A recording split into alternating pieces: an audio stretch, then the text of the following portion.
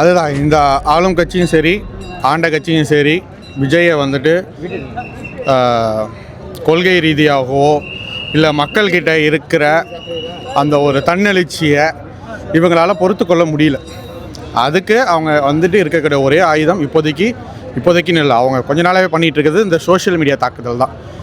இப்போ இதே நாங்குநேரில் நடந்துச்சு.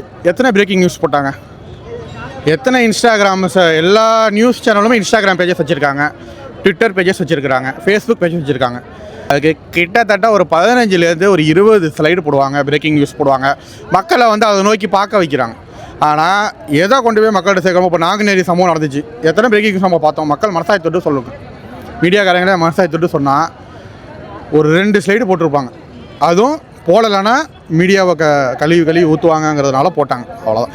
இந்த ஒரு சம்பவம் போதும் மீடியா எல்லாம் சேர்ந்துக்கிட்டு தளபதியை வந்துட்டு எப்படி எதிர்க்கிறாங்கன்னு. ஆனால் மக்களுக்கு நல்லா தெரியும் தளபதியை வந்துட்டு இந்த மீடியாக்களும் சரி ஆளுங்கட்சியும் சரி ஆண்ட கட்சியும் சரி ஓரங்கட்ட பார்க்குறாங்கன்ட்டுன்னு. மக்கள் அதை நல்லா தெரிஞ்சுக்கிட்டு தான் தன்னெழுச்சியாக வராங்க.